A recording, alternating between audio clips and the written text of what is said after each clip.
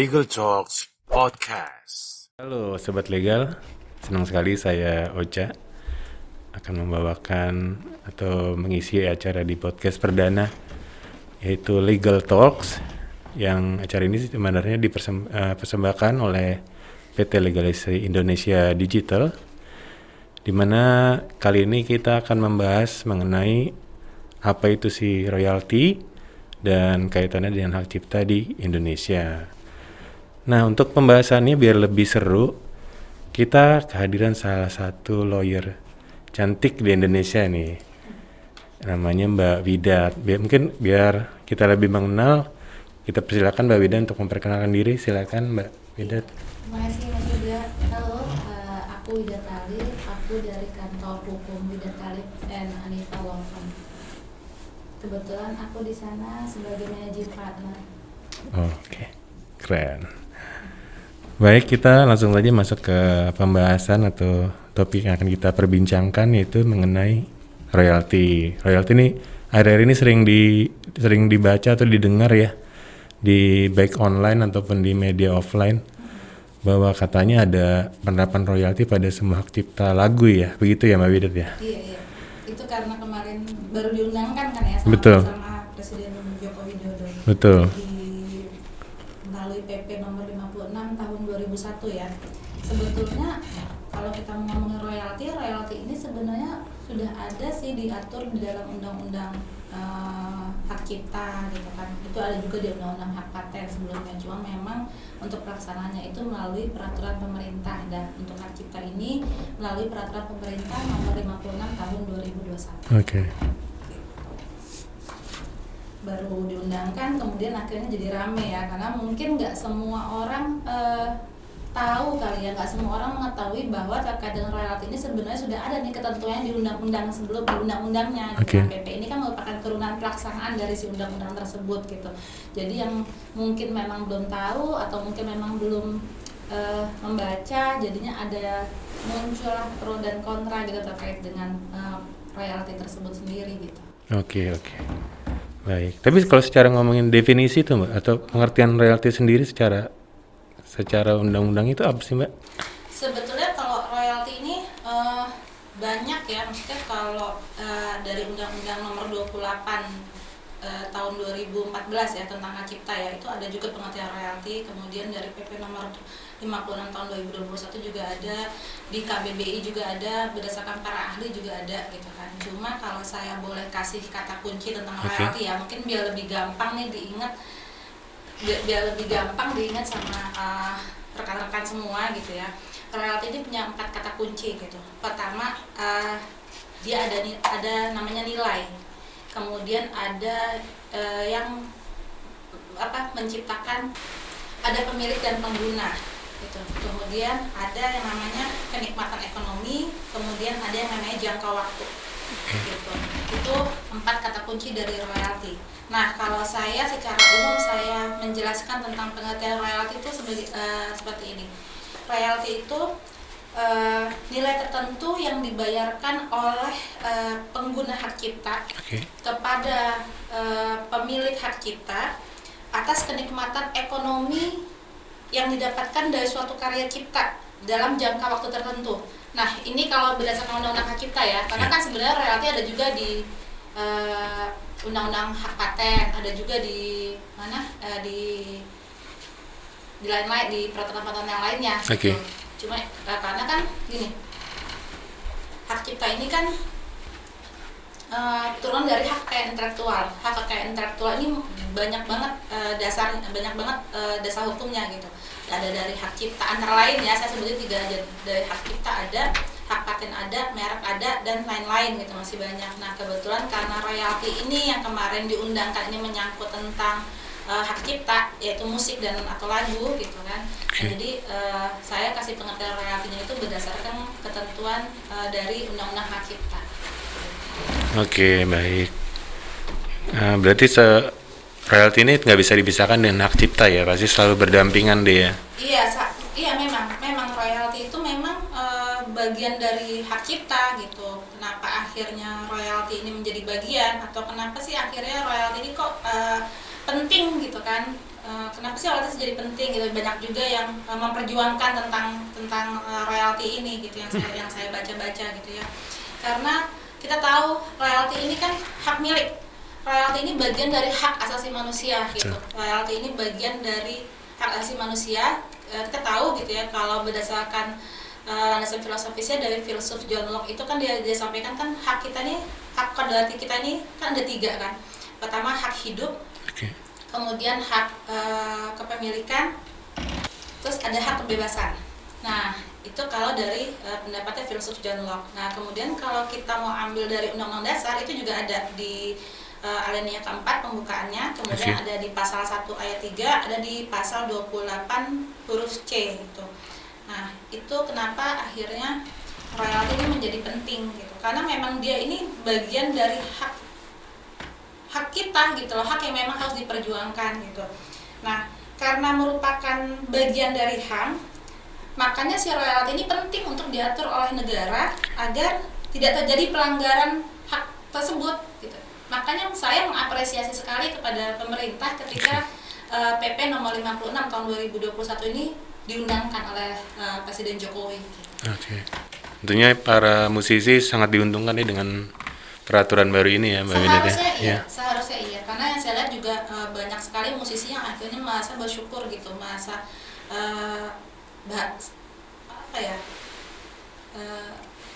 happy lah dengan adanya PP ini gitu. Nah, berkaitan dengan mekanisme nih Mbak, tentunya kan ada suatu prosedur atau kasarannya juklak atau juknis lah untuk penerapan mekanisme royalti dalam industri musik di Indonesia itu. Itu gimana sih Mbak kalau ini ya, secara gambaran besarnya? Sebenarnya kalau kita mau mengacu sama PP nomor 56 tahun 2001 itu udah jelas ya. Pertama acuannya kita itu kan pasti kan undang-undangnya dulu, Undang-Undang nomor 28 tahun 2014 tentang hak cipta. Kemudian kita turun ke PP nomor 56 tahun 2021. Nah, di situ tuh diatur beberapa ketentuan terkait dengan apa aja sih nih yang masuk ke dalam yang bisa dikenakan royalti gitu ya. Tempat-tempat mungkin saya mesti jelasin dulu kali ya, tempat-tempat apa aja yang masuk tuh yang bisa kena royalti dan mana yang tidak termasuk untuk dikenakan royalti gitu ya. Kalau kita mengacu sama pasal 3 PP nomor 56 tahun 2021 itu antara lain ya tempat-tempat yang masuk ke dalam pengenaan royalti ya. Itu pertama ada layanan publik, khususnya sih layanan publik itu yang bersifat komersial ya. Itu ada tempat seminar atau konferensi, kemudian ada restoran, kafe, pub, bar, bistro, klub malam, dan diskotik, kemudian konser musik, pesawat udara, alat transportasi lah ya. Kemudian ada pameran, pasar, bioskop. Nah, nada tunggu dari teleponnya juga masuk, kemudian bank dan kantor, ada pertokoan, pusat rekreasi, kemudian ada lembaga penyiaran televisi, lembaga penyiaran radio, hotel, dan yang terakhir itu usaha karaoke. Nah, itu tempat-tempat yang sebenarnya dikenakan royalti. Nah, kemudian bagaimana siapa aja nih yang terlibat? Kemudian bagaimana sih mekanismenya gitu supaya nanti dia bisa mengklaim si royalti ini kan? Pertama, mereka ini mendaftarkan lagu ciptaannya ya, lagu ciptaannya ke Kementerian Hukum dan HAM ya. Sepengetahuan saya itu nanti menteri itu yang melakukan pencatatan. Dirjennya itu melakukan pencatatan untuk lagu atau musik gitu kan, lagu dan atau musik. Kemudian kalau kita mengacu sama si PP ini, jadi kalau kita baca tuh di pasal 4 hingga pasal 7 itu memerintahkan Kemenkumham melalui Dirjen itu menyelenggarakan layanan pencatatan karya. Nah, kemudian data layanan dan data dari layanan itu kemudian dimasukkan ke dalam pusat data lagu dan atau musik yang itu memang akan terus diperbaharui gitu. Nah, kemudian karena kita ini kan di Indonesia ini kan saat ini ya kita tuh belum punya sistem yang bisa mendeteksi kayak dan menghitung penggunaan lagu nih, penggunaan lagu dan musik secara komersil itu kan agak sulit ya kalau menurut saya. Nah Nah, sistem itu sebenarnya yang nantinya tuh mutlak harus digunakan karena nantinya ini akan secara fair gitu loh, bisa diketahui oleh si pencipta lagu, si pemilik hak cipta itu berapa royalti yang seharusnya didapatkan gitu loh oleh mereka. Itu kan dari jumlah berapa tempat yang menggunakan lagunya mereka. Nah, kemudian karena karena kita tahu gitu ya, penggunaan lagu tuh sampai saat ini kan belum jelas, nggak jelas berapa perhitungannya, tempat mana aja yang pakai, berapa lagunya siapa aja yang dipasang. Nah, akhirnya si PP ini mengamanatkan kepada si lembaga manajemen kolektif nasional ya, LMKN atau disingkat LMKN, untuk membangun sistem informasi lagu dan atau musik SILM. Nah, nanti dari SILM itu nanti dia akan mencatat tuh seluruh penggunaan lagu dan musik secara komersil di Indonesia. Nah, catatannya itu tuh nanti akan menjadi dasar pembayaran royalti, kepada si pencipta lagu. Nah, harapannya kan pasti kan setiap pencipta lagu akan mendapatkan royalti sesuai dengan jumlah yang lagunya itu dipakai gitu. Nah, permasalahannya di sini, permasalahannya di sini artinya gini. Kalau dia harus sudah bisa, kalau lagunya ini belum tercatat, ini nih yang akan nantinya nih akan jadi permasalahan gitu di kedepannya. Nah, makanya yang tadi yang saya bilang, PP ini mengamanatkan Kemenkumham untuk mencatat nih seluruh karya-karya cipta lagu dan atau musik ini. Dari pencipta lagu itu juga punya kewajiban dia untuk mendaftarkan. Sekarang kan dia bisa pakai sertifikat, dan nanti tuh dari dia daftar tuh dia dapat sertifikat tuh. Jadi dia daftar tuh secara elektronik tuh, Mas Yoga, yang gitu ya, online ya. Sekarang semua secara online. Nah, itu dia bisa langsung pakai kuasa. Dia bisa langsung gitu untuk mendaftarkan lagu-lagu tersebut, dan itu diperbaharui terus setiap 3 bulan ya. Gitu. Baik.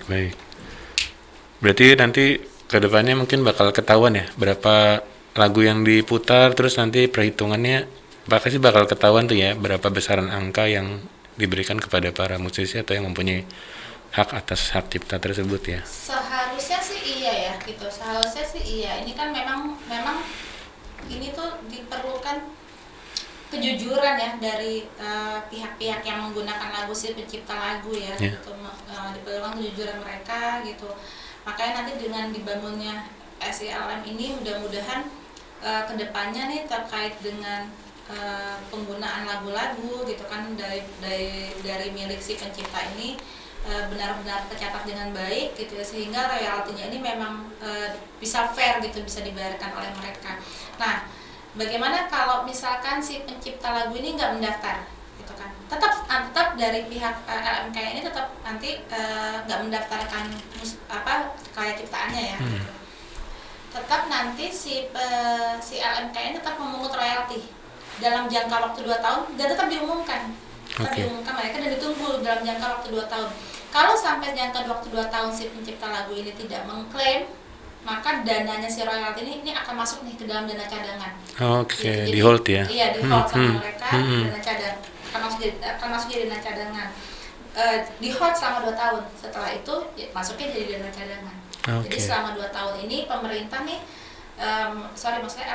LMKN ini mesti benar-benar mengumumkannya itu, sosialisasinya nih harus masif ya, harus diketahui oleh banyak pihak gitu. So bagi pendengar dan pemirsa, itu ada berita baik tuh, cuman jangan lupa didaftarkan ya Mbak ya. Itu ya hak ciptanya ya. Penting banget ya. Penting banget. Baik, nah terus ngomongin hak cipta sendiri Mbak, itu kan sebenarnya banyak yang berhubungan ya dengan hak cipta. Misalnya kadang kayak lagu aja itu ada yang musisi, tapi ada yang menciptakannya juga, tentunya beda ya orangnya pasti.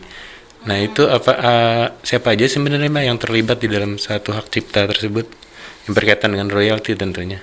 Ada pencipta, ada pemegang hak cipta, ada pemilik hak terkait, sama yang terakhir itu ada pengguna secara komersil, itu yang masuk di dalam yang terlibat dalam isu royalti ya.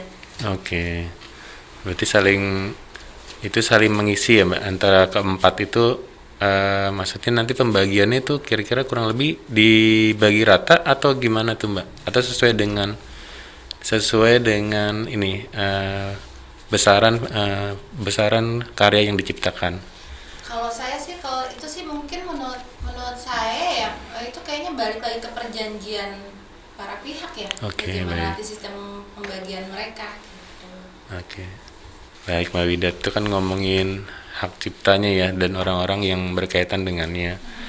Nah, terus kalau ngomongin, nah tentunya orang kan ketika bikin suatu karya Mbak, terus dia udah mendaftarkan di Kementerian Hukum dan HAM. Nah, terus mungkin dia bertanya-tanya, ini ketika saya daftarin, terus kapan ya saya bisa dapat royaltinya, kapan saya bisa mengutnya itu, kira-kira kapan Mbak bisa diambil kekayaan intelektual dalam segi royaltinya itu? Kayaknya tuh nanti kita tuh ini deh, kayaknya kan nanti kan dari LMKN tuh dibangun dulu tuh SLM-nya. Oke. Nah setelah si SILM ini udah terbangun sistemnya, nah itu kayaknya nanti tuh baru nanti tuh diatur tuh nanti bagaimana cara pembagian si royaltinya ini, atau apa mungkin kalau saya rasa sih kan hitungnya pasti per lagu ya. Baik. Mungkin per lagu ya, kalau menurut saya sih pasti itu per lagu, tapi caranya teknisnya nanti jangka waktunya berapa lama, per berapa kali gitu dibagi, atau mungkin dalam waktu misalkan per 1 bulan kah gitu, atau mungkin per 10 lagu gitu kan. Nah itu tuh aku tuh kurang paham tuh kalau untuk bagian teknis itunya. Tapi Oke. kalau menurut saya sih mungkin seperti itu ya gitu. Oke, baik. Berarti tetap ya nanti dari LMKN tadi ya, yang lembaga yang buat kolektif royaltinya itu yang mengambil hasil itunya ya, Iya, nanti dia royaltinya ya. yang memungut dan nanti dia yang menyalurkan si royalti ini kepada para pemilik hak cipta. Oke, baik. Wah, memang menarik sekali ya bahasan tentang royalti dan hak cipta ya. Menarik di bulan puasa. Nah, ngomongin lagi nih royalti itu, kan tadi ada bahasanya diklaim ya. Diklaim itu dalam artian kita bisa meminta hak kita atas royalti terhadap hak cipta kita gitu ya. Nah itu mungkin ada yang bertanya-tanya nih pemirsa di media online gitu ya, apa yang sebenarnya bisa cara klaim kita gitu untuk royalti? Oke, jadi di PP ini kan aturannya tuh gini, ada yang namanya tuh LMK, kemudian ada namanya LMKN. Nah, para musisi pencipta lagu ini dia harus mendaftar dulu jadi anggota LMK. Kemudian setelah dia mendaftar jadi anggota LMK kan terdaftar tuh. Nah, LMKN ini kemudian yang akhirnya nanti mendistribusikan untuk pembagian royalti. Nah, masalahnya gimana kalau misalkan si pencipta lagu ini belum mendaftarkan sebagai anggota LMK? tetap royaltinya dia tetap dipungut, tetap diambil gitu sama LMKN. Nah, tetap nantinya pun akan didistribusikan setelah si pencipta lagu ini atau si pemilik hak ini mendaftarkan sebagai anggota LMK. Tapi ada jangka waktunya itu 2 tahun ya. Kalau misalkan dalam 2 tahun dia nggak klaim, maka dananya itu nanti akan masuk ke dalam dana cadangan. Oke. Gitu. Makanya si LMKN ini juga sosialisasinya nih harus masif gitu loh. Dia juga harus mengumumkan tuh berapa royalti yang didapatkan si pencipta lagu ini secara transparan gitu, dan harus masif sehingga diketahui oleh seluruh publik gitu, termasuk si pemilik lagu itu atau si pemilik hak itu gitu.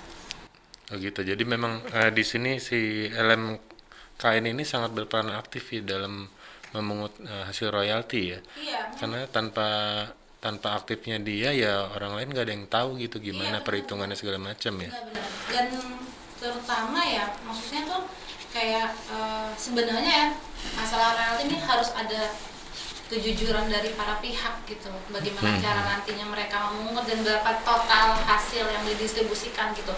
Karena sepengetahuan saya dari yang saya baca gitu ya, itu ada presentasinya tuh pembagiannya, si pemiliknya berapa, penciptanya berapa, terus betul. pemilik hak terkaitnya berapa persen tuh ada tuh. Tapi itu yang saya tahu tuh dari sampai tahun 2019, ketentuan dari tahun 2020 sama 2021 tuh saya belum tahu berapa pembagian berapa presentasinya, tapi itu ada peraturannya. Oh gitu ya, baik. Kemudian berkaitan dengan royalti ini, misalnya kalau royalti itu kan kaitannya bisa ngomongin hak cipta ya. Hak cipta itu ada cuma untuk lagu ya Mbak ya? atau bisa yang lain? Bisa juga sih untuk yang lain gitu, nggak cuma untuk lagu, cuma karena memang PP-nya ini nih khusus terkait dengan lagu dan atau musik, jadinya ya memang difokuskan tuh di situ gitu.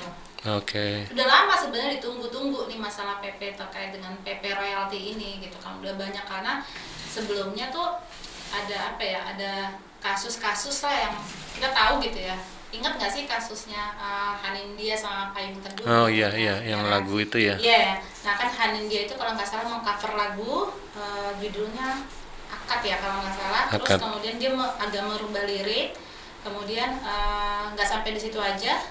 Payung Teduh ini juga konon kabarnya itu dari yang saya baca itu juga nggak dapat hak royaltinya dia. Oke. Nah kalau misalkan itu betul gitu kan kasusnya, artinya kan si dari pihak yang bersangkutan yang mengcover lagu ini itu dia sudah melakukan pelanggaran hak cipta gitu. Nah mudah-mudahan dengan adanya PP ini kasus-kasus tentang terkait dengan pelanggaran hak cipta atau tidak ya terkait dengan pelanggaran hak cipta, terlebih lagi soal royalti ini nih harapan kita semua kan, terutama para musisi gitu kan, ini nggak terulang gitu. Karena permasalahannya waktu itu memang si Anindya ya. Mungkin tidak tahu kali ya, mungkin tidak ketahuan dia terkait dengan undang-undang hak cipta. Oke. Mungkin ya kalau di mata saya ya. Secara gawam ya. Iya, mungkin dia nggak tahu gitu. Karena kan banyak kan kasusnya. Yeah. Kemarin juga ada lagunya kalau nggak salah tuh KKI juga sempat. Iya. Kan sempat ada juga yang kan boneka isunya, itu kan, ya. ada juga sempat isunya gitu. Tapi akhirnya alhamdulillahnya kan selesai gitu, secara mediasi gitu. Itu kalau ngomong itu, kalau berarti bisa juga yang kayak cover lagu gitu Mbak, itu juga termasuk pelanggaran nih jatuhnya kalau cover. Kalau tanpa si izin yang punya lagu kalau ya? tanpa si izin iya itu masuknya pelanggaran, karena kan kalau kita cover sebenarnya gini nih, mungkin ada beberapa pihak awam ya mungkin ya gitu, ada yang ngomong gini, ada biasanya tuh kita kenal lagu tuh karena di cover, ya enggak? Ya benar, Ya, lebih ya, tahu lebih yang tahu, cover lebih kadang lebih enak ya. Karena sebagian dari kita tuh mikirnya ini lagunya siapa ya, bagus, baru dengar gitu, jadi suka gitu sama tuh lagu, karena gue juga suka begitu gitu.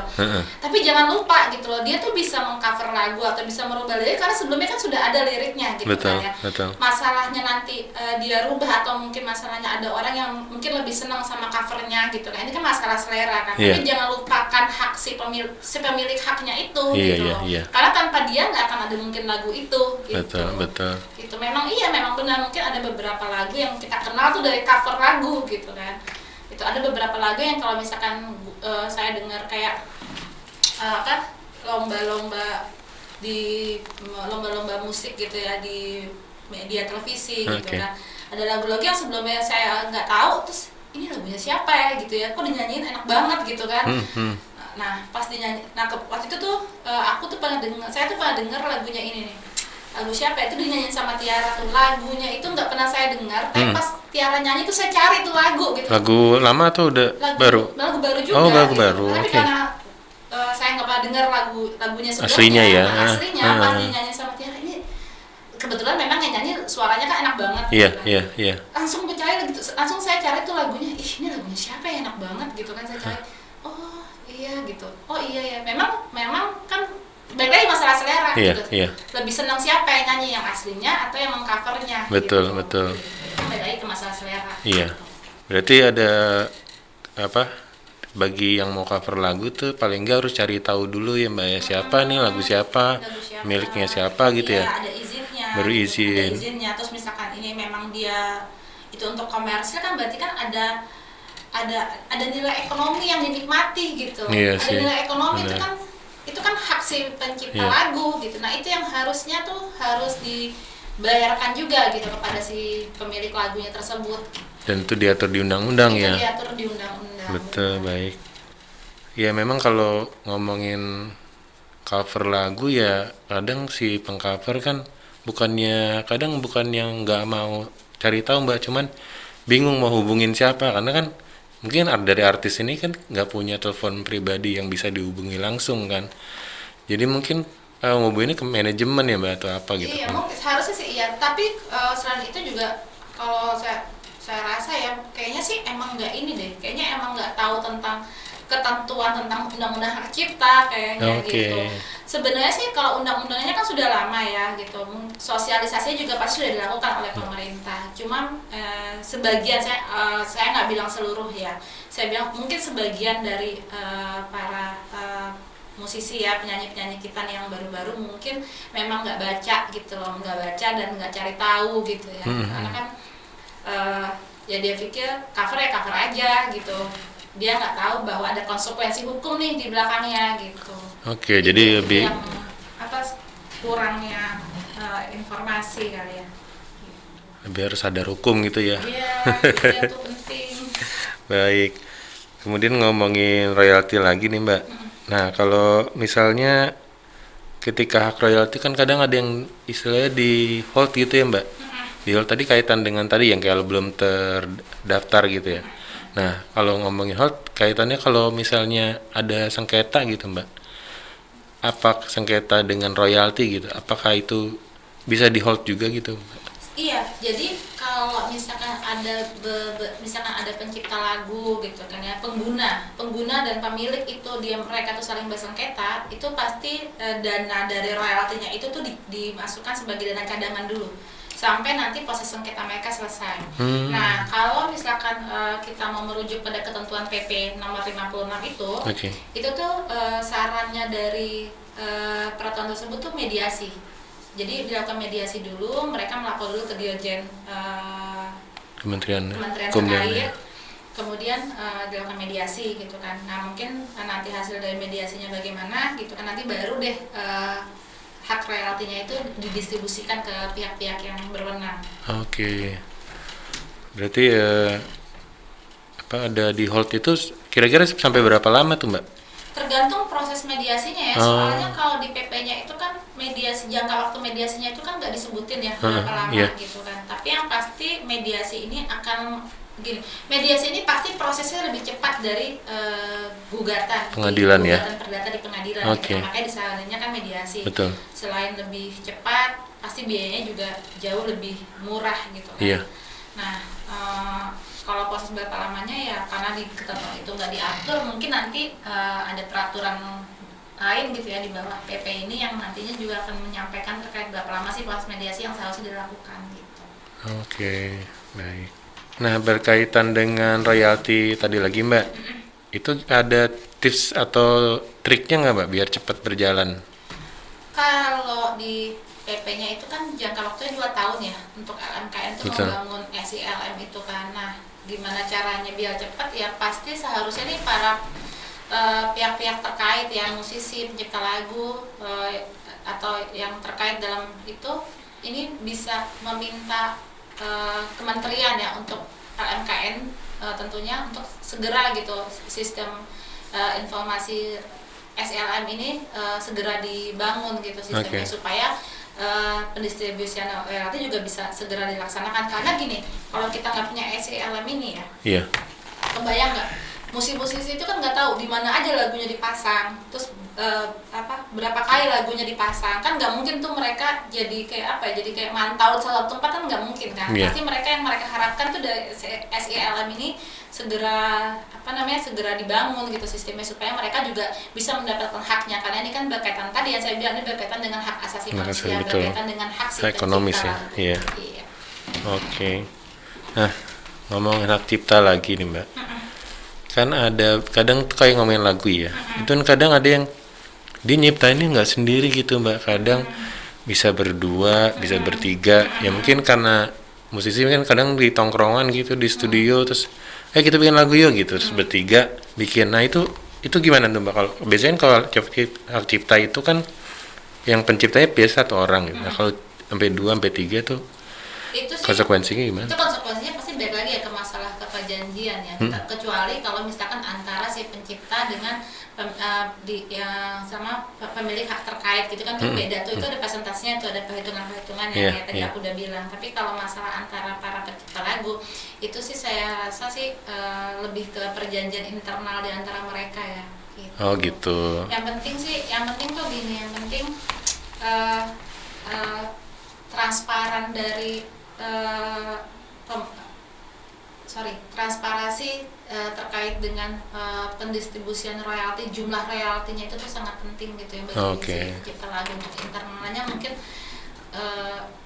aku rasa sih, saya rasa itu kayaknya lebih lebih ya ke internal mereka lah, gimana caranya cincanya. Nah gitu ya. Tapi paling tidak semua itu harus dibuat hitam di atas putih ya Mbak ya. Terus harus ada tertulis ya. Karena kalau secara lisan kadang kan ya orang lupa ya gitu. Tertulis, mungkin lebih enaknya tuh pakai akta notaris gitu kan. Jadi kan nggak di bawah tangan gitu kan perjanjiannya. Oh gitu ya. Oke. Baik. Nah kalau ngomongin untuk sampai dikatakan hak cipta gitu Mbak lagu, itu ada durasinya nggak Mbak? Misalnya katakan dia cuma bikin 10 detik gitu lagunya, ya karena memang dia pengennya nggak panjang gitu, apa itu bisa dikenakan royalti juga ya? Iya kan, gini kan, ini kan nggak cuma lagu atau musik, itu kan ada yang vokal ya, ada yang pakai suara, ada yang cuma musik aja. Oke, instrumental gitu ya. Instrumental. Kalau misalkan itu memang akhirnya bisa menjadi konsumsi publik gitu dan dinikmati sama publik ya, why not gitu kan? Pasti kan ada nilai, tadi saya bilang ada nilai ekonomis yang dinikmati gitu kan. Artinya kan juga harus ada yang dibayarkan kepada si pencipta lagu gitu. Oke, baik. Ya memang hak cipta ini ya, walaupun dia nggak pengaruh mau panjang atau pendek ininya ya durasinya, tapi tetap yang penting didaftarkan tadi ya Mbak ya. Iya. Sebenarnya kan kalau yang kita tahu ya, hak cipta kayak musik itu kan tanpa dia daftarkan pun itu sebenarnya sudah nggak harus didaftarin gitu kan. Cuma kan itu sudah langsung diakui gitu sebagai ciptaannya dia gitu kan. Cuma karena ya baik lagi karena akhirnya banyak permasalahan yang muncul gitu kan di khususnya di bidang musik gitu. Nah makanya Kemenkumham mewajibkan musik dan lagu dan musik itu akhirnya harus didaftarkan supaya dapat royalti. Oke, penting banget tuh ya Mbak pendaftaran. Nah berdasarkan pengalaman Mbak Widat nih, kalau di pengadilan gitu kan, kalau berkaitan dengan hak cipta ini itu perlu menghadirkan saksi ahli juga nggak Mbak misalnya? Oh iya. Oh gitu ya? Iya, seharusnya iya gitu karena ahli ini nanti yang akan menentukan gitu, maksudnya dari sisinya si ahli ini gitu, maksudnya yang bisa memberikan pencerahan kepada hakim gitu kan, kepada para pihak gitu kan, sebenarnya yang dimaksud dengan hak cipta itu apa gitu kan. Kemudian siapa aja pihak-pihaknya yang bisa disebut sebagai pemilik lagu itu. Oh gitu ya. Gitu. Kalau menurut aku sih penting banget ya pakai ahli. Berarti mekanismenya sama kayak peradilan perdata pada umumnya ya? Iya, gitu ya. Terus gini, jangan pernah ya kita tuh beranggapan bahwa musisi-musisi ini kayak serakah banget sih gitu kan, masih mending gitu musiknya dengerin tuh segala macam. Betul. Itu kreativitas orang loh, itu kecerdasan yang muncul loh dari orang gitu kan, terus kemudian sama dia tuh bisa dinikmati sama kita gitu. Iya, kadang mikirnya juga lama. Kita bisa menikmati musik itu gitu. Iya, itu mikirnya kan juga capek gitu kan, bikin lagu kan. Itu saya aja bikin karya dokumen aja tuh capek gitu. Sama pasti kan lelahnya gitu. Nah, kalau mereka akhirnya menuntut untuk membayar royalti, itu sebagai bentuk penghargaan kita sih kepada para musisi ini gitu khususnya.